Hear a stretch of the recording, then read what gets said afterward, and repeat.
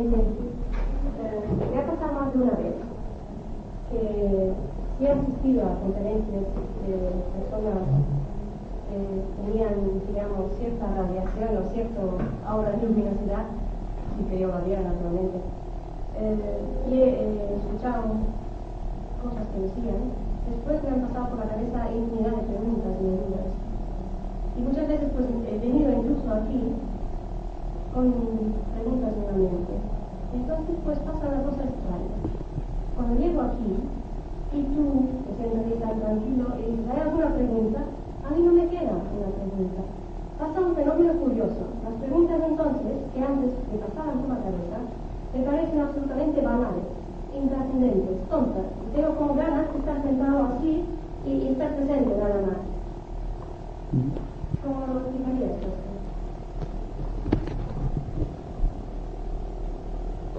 Bueno, yo creo que todo se debe al espíritu del grupo. Existe un espíritu creado, digamos, de afinidad espiritual y de invocación védica, incluso una invocación de los grandes discípulos de la jerarquía. Incluso se nos dice que cuando dos o tres están reunidos en su nombre, se refiere a Cristo, Él está aquí. Y naturalmente, cuando una persona está a solas consigo mismo, sujeto al aspecto intelectual, se hace constantemente preguntas que no siempre encuentra modo de responderlas, debido quizá a la profundidad de las mismas. Pero preguntar para mí es un arte, como el responder. Si una persona calla, es porque la pregunta está resuelta dentro de sí. Si la persona es inteligente, formulará la pregunta de tal manera que en la pregunta ya se haya contenida la mitad de la respuesta. Y ahí que no todo el mundo sabe preguntar. Cuando la persona está, en cierto modo, hasta cierto punto, en comunicación con su ángel solar o con su yo superior, se da cuenta que cada vez pregunta menos porque no tiene aquel afán del deseo de saber, o que todo está contenido y se da cuenta intuitivamente que lo que va a preguntar es lo que tú decís, que es una banalidad porque ya lo comprendo en uno u otro nivel. Pero creo que más que tratar de clarificar como una pregunta definida, es que tenemos tantas y tantas preguntas que formularnos, debido a que estamos tratando de descubrir nuestra íntima naturaleza y todavía no tenemos la intuición necesaria, y por lo tanto lo que vamos descubriendo, que es muy poco, debe ser cosa de la mente intelectual, de la mente que pregunta, que está formulando siempre interrogantes. Yo creo que cuando una persona no pregunta es porque está su respuesta dentro ya, sea cual sea la pregunta que quisiera formular. Y a mí me han dicho personas que estuvieron con Krishnamurti que llevaban una serie de preguntas para que la respondiera a él, y cuando estaban a su lado, en su presencia, dígame usted lo que quiere. Pues no, yo no sé nada, no. Y se reía y decía, bueno, es que la respuesta está en ti, amigo. Esto lo tiene en un libro, El canto de la vida, y dice, en ti está la respuesta, amigo mío, de todas tus preguntas. Y es darse cuenta de que la respuesta está dentro de sí, ya casi que no tienes la fuerza para hacerla afuera de ti mismo. Entonces, como tienes esta seguridad interna que a veces no se puede explicar con palabras intelectuales, entonces quedas en silencio. Yo diría que hasta cierto punto estamos introduciéndonos dentro de este estado de conciencia que es la serena expectación. En la serena expectación no existen preguntas, porque solamente existe una respuesta a todas las preguntas que puedan formularse, porque todas las preguntas se cifran en un solo punto: llegar a este océano místico espiritual que no puede ser concebido con palabras.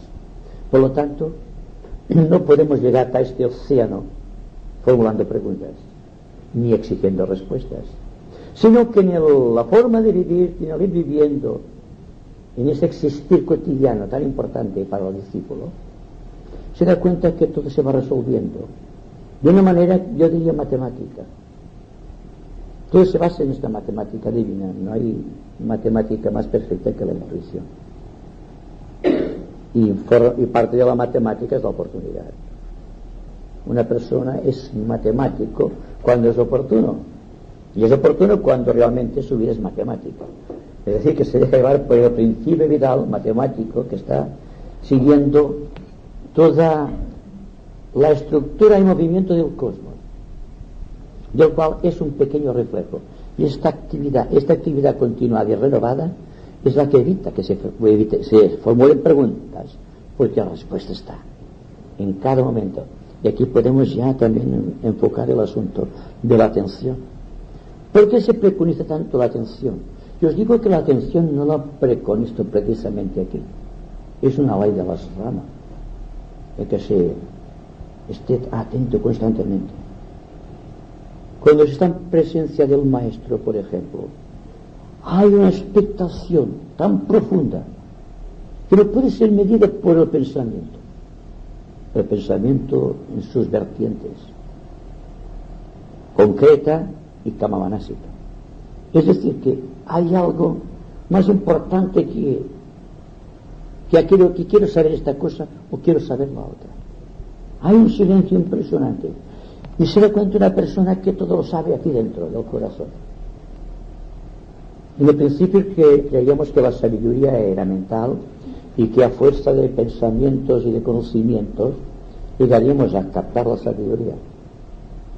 Hemos llegado a un cierto punto donde nos damos cuenta de que no se trata de esto, sino que en el océano mental, donde no hay aparentemente ningún pensamiento flotando, existe una respuesta para cada cosa. Por lo tanto, es un silencio permanente porque es la única manera de tener respuestas constantes. Y decimos también muchas veces que cuando el pensador está tan enfocado en una de sus creaciones, que él y su creación son una sola cosa, entonces se produce un misterio en el espacio al cual le llamamos técnicamente iniciación. La iniciación es un estado de silencio absoluto donde no existen interrogantes. Es decir, que cuando el maestro imparte su enseñanza, ten en cuenta las posibles interrogantes que puedan surgir en la vida del discípulo desde que nace la vida de la comprensión espiritual hasta que llega a ser un perfecto iniciado. Sabe todo porque él ha seguido todo este camino. Pero por mi experiencia propia con Krishnamurti, con el cual he tenido el honor de estar frente a él y a darme la mano como a Leonor, me he dado cuenta que la presencia de un iniciado de la jerarquía, la presencia de un hombre que ha conquistado ciertos niveles a los cuales no podemos acceder, nos da una sensación de seguridad absoluta. Todos los temores desaparecen. No quedes flotando en un vacío de inseguridad como las primeras etapas, sino que te das cuenta que tú eres la propia seguridad y todo emana de su propia aura magnética. Todos hemos oído hablar de Krishnamurti, hemos leído sus libros, hemos escuchado sus conferencias y nos damos cuenta de que realmente es una persona que está identificada con todo cuanto significa el poder ígneo de Shambhala. Para mí Krishnamurti, que da tantas conferencias resolviendo tantos problemas e incógnitas dentro del corazón humano, y a su vez un gran discípulo de Sanat Kumara. Es un ser, digo yo, privilegiado, que no tiene que ver con el segundo rayo, sino que es como Madame Blavatsky, utiliza un primer rayo para manifestarse. Y ahí que cuando hablamos de la serena expectación, siempre me acuerdo de Krishnamurti, de su mensaje, que siempre está diciendo: estad atentos, observad atentamente las cuestiones que puedan surgir en vuestra vida, lo cual no siempre hacemos bien, porque siempre hay pensamientos y hay imágenes y hay situaciones psicológicas que impiden que estemos plenamente atentos. Entonces, me has dado pie para decir esto, que es lo mismo que decimos otras veces, que estamos utilizando en la serena expectación una energía del primer rayo. No es el segundo rayo que da comprensión por la enseñanza esotérica, sino que es una enseñanza directa que tú vas conquistando dentro de las zonas libres de ti mismo. Luego significa que sabemos un poco y que vamos introduciendo dentro de nosotros, y en esta introducción vamos siendo conscientes de todas las áreas donde pueden surgir preguntas. Por lo tanto, la pregunta queda eliminada porque existe una respuesta. No existe una pregunta, un intermezzo y después viene la respuesta, sino que la pregunta y las respuestas están tan equilibradas que constituyen un cero absoluto en el espacio. Esto quizá en matemáticas tiene un cierto valor. Digo esto porque, digamos, en la vida esotérica, esto que acabo de decir no tiene sentido, es para explicar solamente una situación. Yo diría que esto es un equilibrio entre la razón que discierne y el corazón que sabe. Cuando la mente agota el discernimiento, está tan cansada de discernir, de preguntar y de efectuar ecuaciones mentales, entonces sucede una etapa de silencio que no ha sido provocado sino por el interés con que nosotros trabajamos a través de la intención. Pero es curioso observar que este silencio es sabiduría. ¿Sabes por qué sabiduría? Porque el ánimo del discípulo no se atreve a preguntar, porque sabe que sabe. Y aquí hay un misterio también, que se resuelve precisamente en la primera iniciación, el saber que se sabe.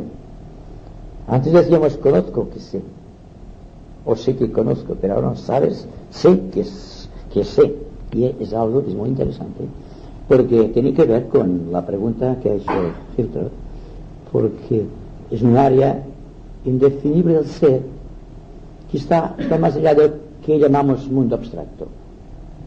Pues he hablado siempre que hay una gran participación, una gran relación o vinculación entre el Agni Yoga y el plano búdico.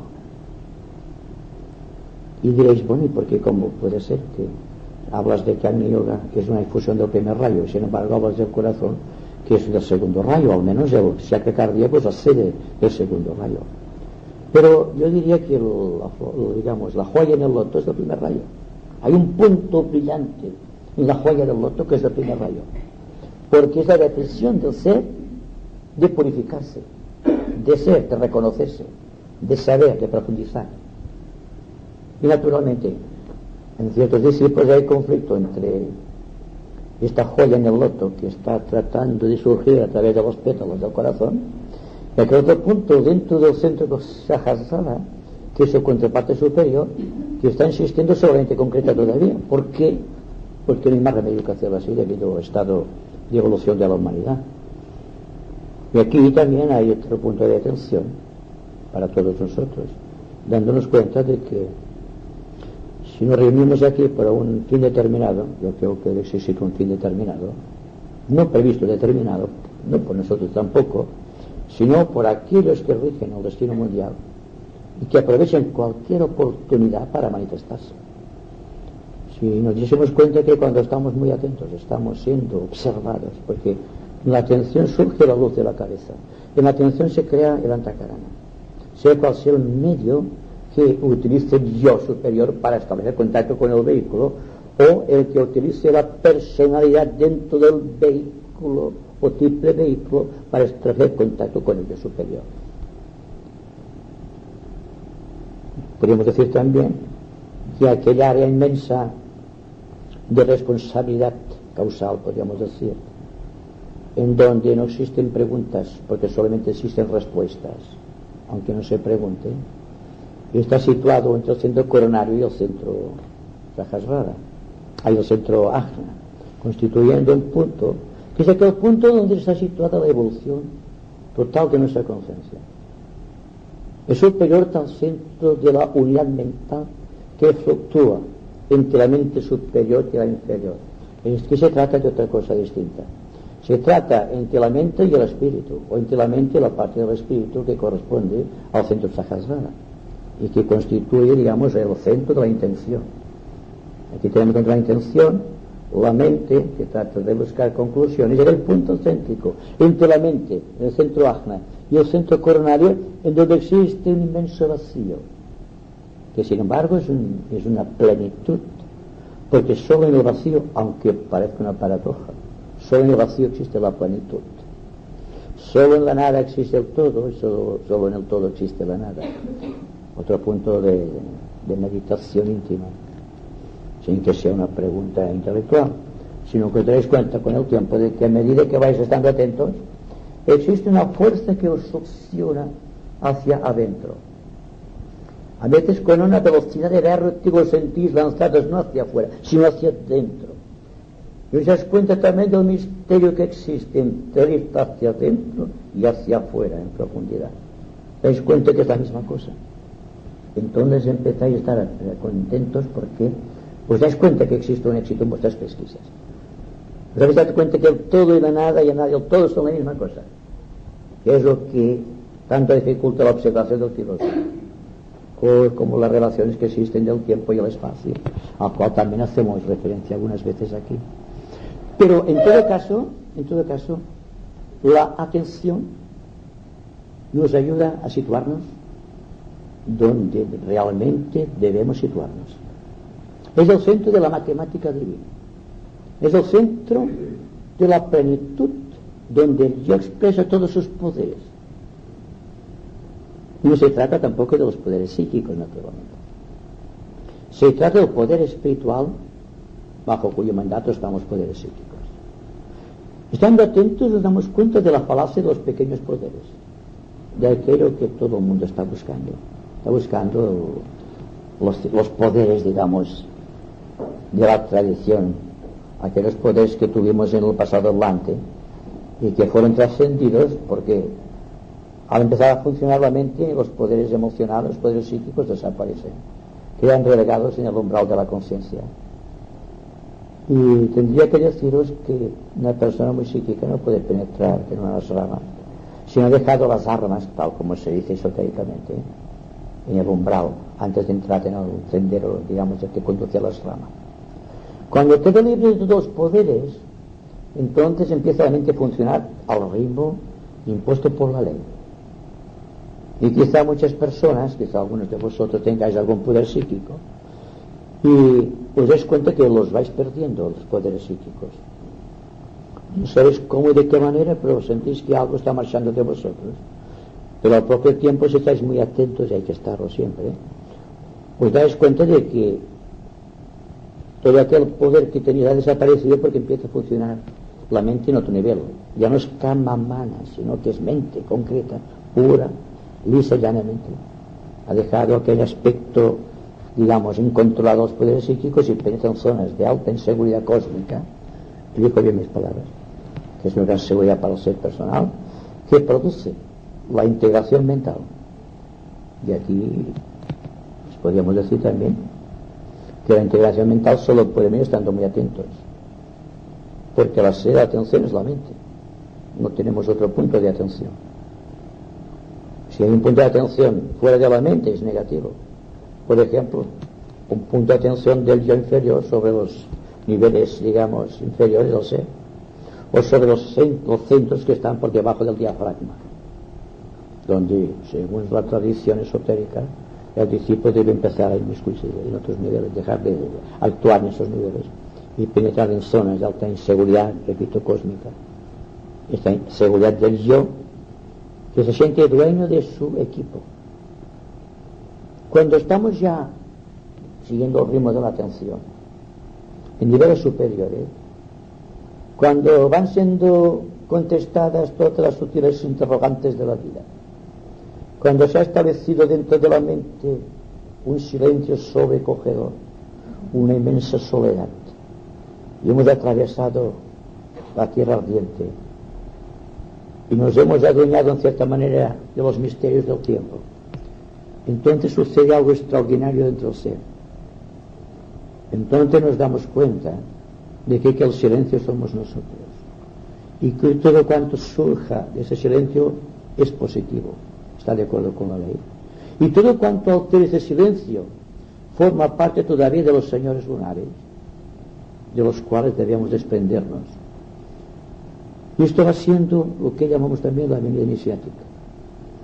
Se mide por grados de atención. Y la atención, repito, siempre es mental. Ha de ser mental.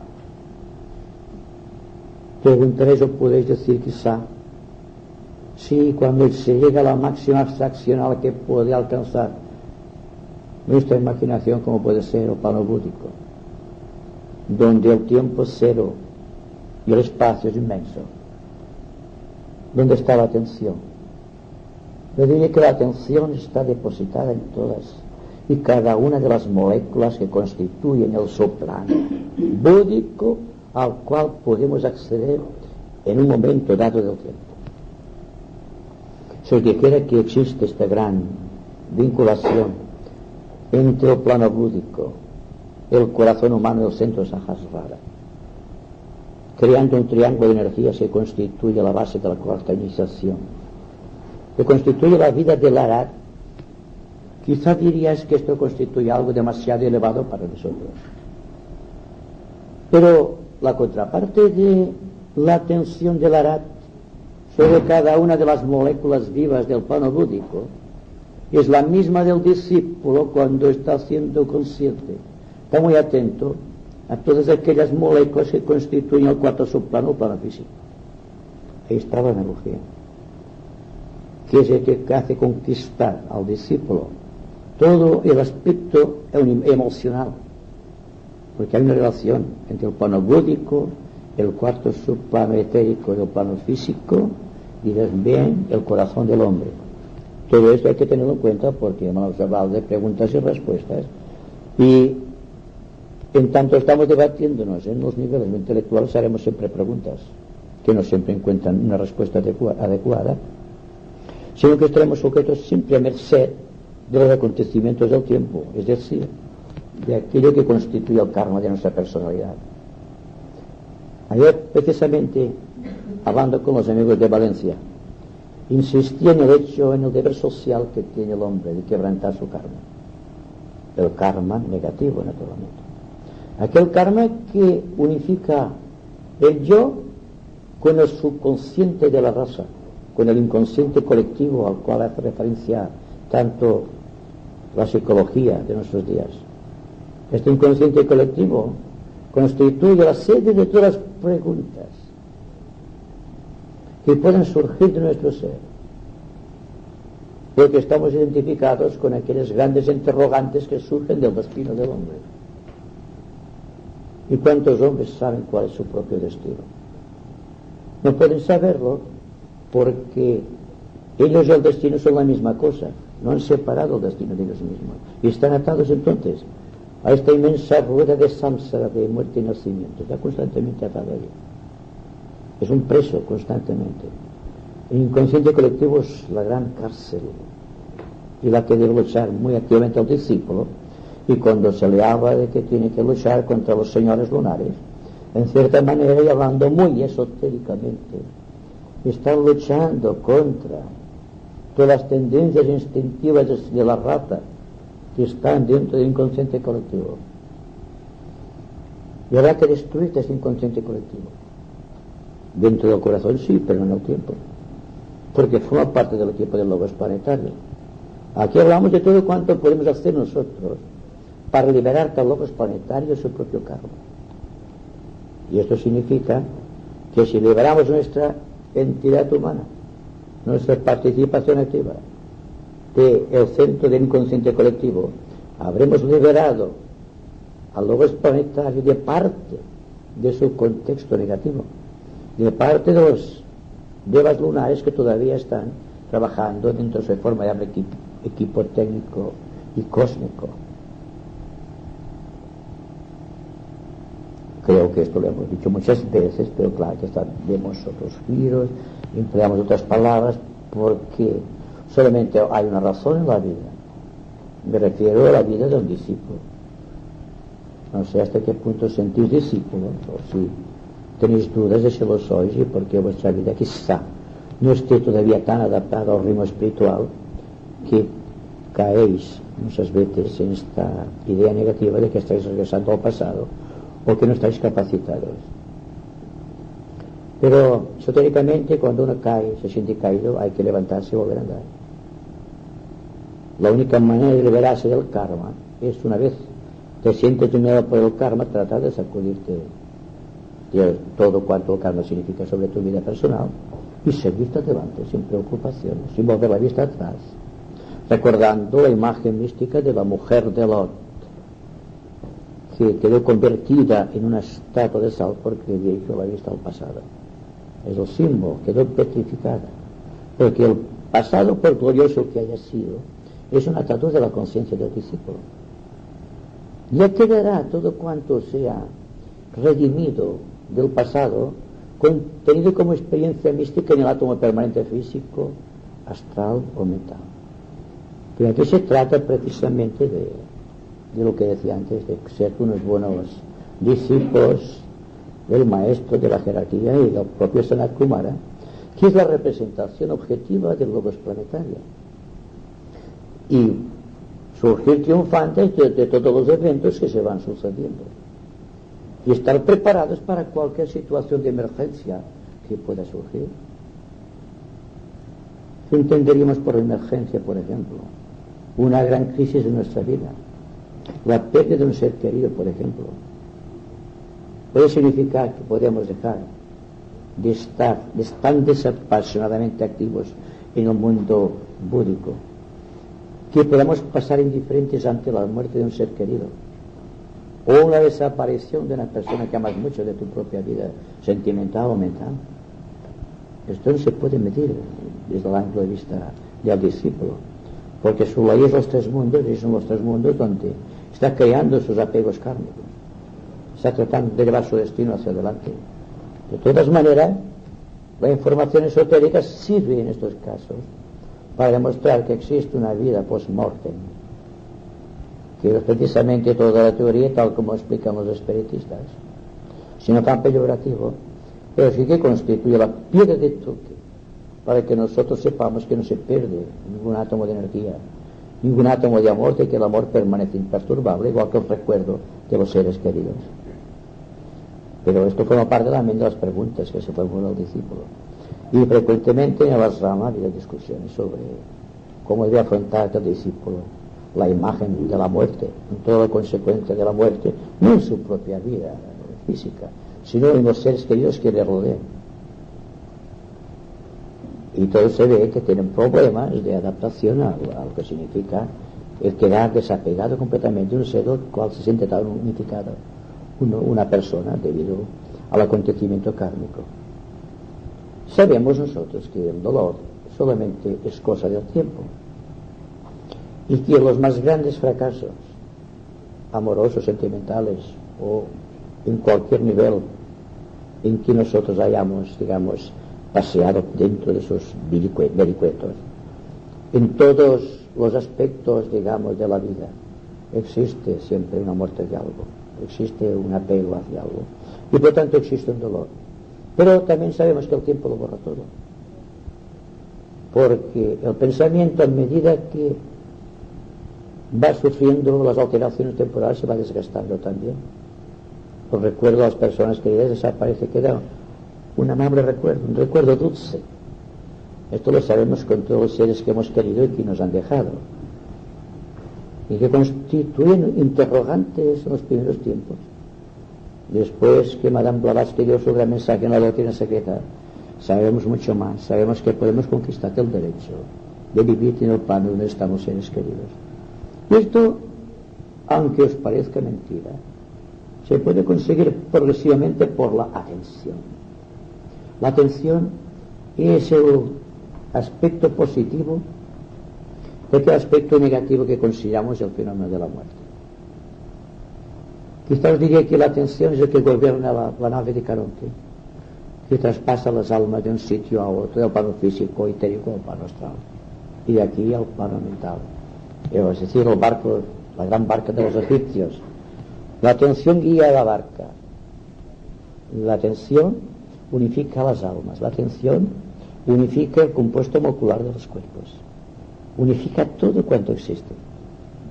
Unifica dentro de una sola gama lo que son preguntas y lo que son respuestas. es un eterno equilibrio la atención.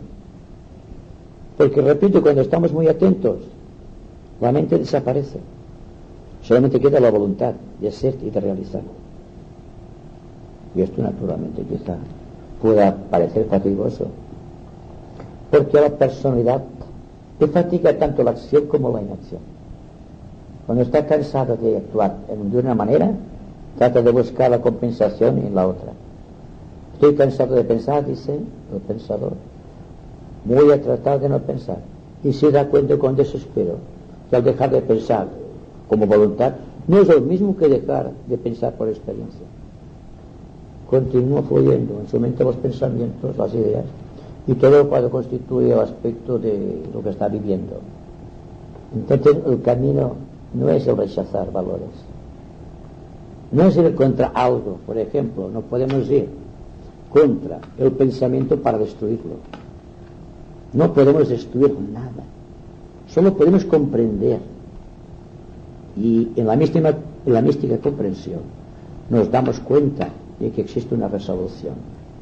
Esta resolución que constituye parte integrante del mecanismo de la propia atención. No sé si es muy claro esto sobre las respuestas, las preguntas y todo, pero daos cuenta de que os encontráis muchas veces aquí y habéis venido con ciertas preguntas, y conforme estamos aquí desarrollando las ideas, y de caramba, ahora han respondido a aquella que yo había preguntado sutilmente. ¿Por qué? Porque, como decía anteriormente, constituimos una agrupación de almas, un espíritu de grupo, y aquí el que sabe más responde al que sabe menos, sin necesidad que se establezca la pregunta ni la respuesta consiguiente. Es un sistema de coparticipación, es un sistema donde la mente no actúa, donde actúa solamente el corazón, que todo lo sabe, que todo lo profundiza, pero cuya repercusión es solamente concreta de la persona, que se dice, ahora comprendo aquello, ahora he encontrado respuesta a tal pregunta. Así que si os dais cuenta de esto, automáticamente surgirá aquella experiencia vital que la presentáis siempre bien seguros de que la respuesta está en vosotros, y que no se haya simplemente interrogándoos constantemente, como sucede siempre, sino que atentos siempre al devenir de la experiencia, os dais cuenta de que del inconsciente colectivo con el cual todos estamos todavía unificados surge algo que hay que destruir, y se destruye sin preguntarse el por qué, porque surge porque en la atención había una situación en el espacio de acuerdo en vibración con aquella cosa inconsumada que está dentro de vuestro propio inconsciente colectivo, técnicamente vuestra subconsciencia, vuestro archivo memorial. Debe encontrarse aquella cosa del espacio de idéntica vibración por la atención con aquello que hay que consumar dentro del inconsciente colectivo o subconsciencia. Se produce la desintegración. La mente no razona, pero existe una alegría en el corazón porque nos hemos liberado de algo.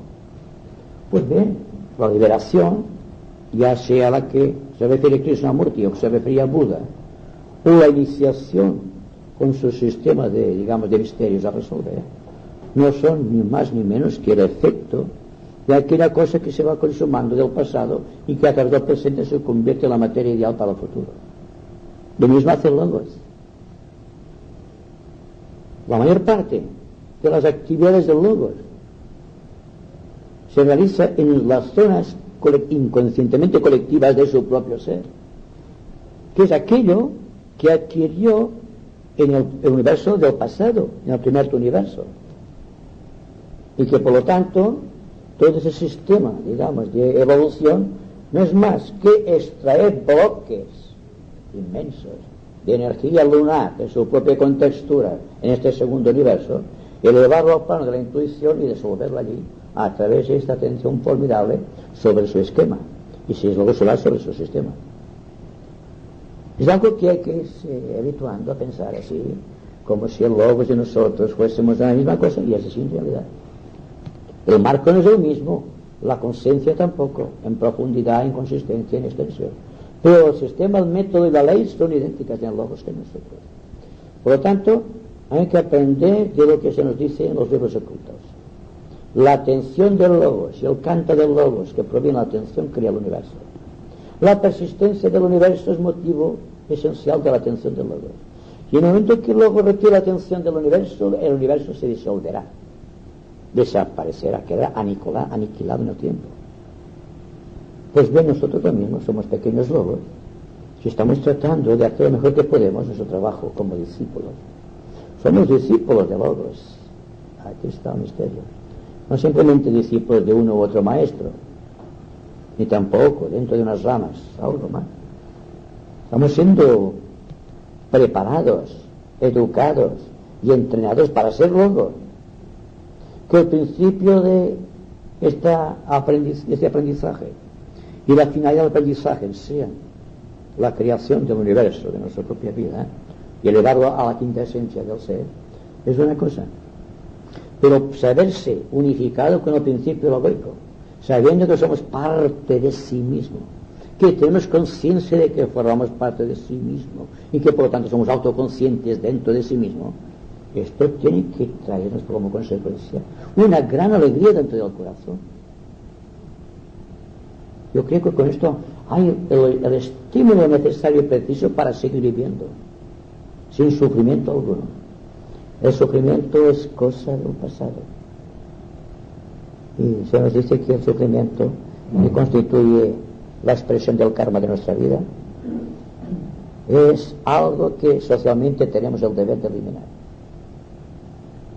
Que la felicidad no es un estado, sino que es la esencia de todo. Y que por lo tanto todo cuanto estamos haciendo ahora es tratar de ser conscientes de esta felicidad que está en cualquier remoto lugar de nosotros mismos, para constituir aquí un núcleo de poder vital que puede ser el anclaje de las energías que provienen de los más altos lugares del sistema o de nuestro esquema planetario. Hace tiempo que no sabía el tema del destino, del encaminamiento del grupo. También has mencionado que somos una agrupación de almas y un espíritu de grupo. Posiblemente quieras no decir que todavía no somos un grupo. Entonces, en el interín, ¿cómo ves al grupo? ¿Cómo ves el futuro del grupo? Vemos que hay diferentes rayos, diferentes personalidades, diferentes evoluciones, pero ¿qué futuro nos ves como grupo o como grupos dentro del grupo? El futuro no puede ser desligado del presente. Si en el presente hay integridad o está forjándose una integridad, es lógico suponer que estamos trabajando para el futuro. Sin embargo, es curioso porque ayer hablando con el grupo de Valencia, les dije que todos los grupos están pasando por una crisis, todos los grupos. No solamente los grupos, digamos, políticos, los grupos religiosos o económicos o sociológicos, sino dentro de los propios grupos esotéricos. Se está creando un gran movimiento, aparentemente de distorsión o de vaivén, unas sacudidas kármicas dentro del propio grupo. Con el tiempo sabemos que como grupo creamos karma también. Pues les decía que veo en el grupo, como en todos los grupos, y esto solamente sucede en los grupos esotéricos del mundo, no en las ramas, porque en las ramas no suceden esas alteraciones, porque existe una actividad vital llevada por la propia jerarquía y acogida seriamente por los discípulos. Pero en cada uno de los grupos esotéricos, no me voy a referirme naturalmente a nuestro propio grupo, pero puede ser también, existen tantas tendencias como personas, tantos de puntos de vista como cada uno de los miembros, porque todos somos muy distintos, digamos, en aspectos astrológicos, en aspectos de rayo y quizá también en aspecto jerarquía espiritual.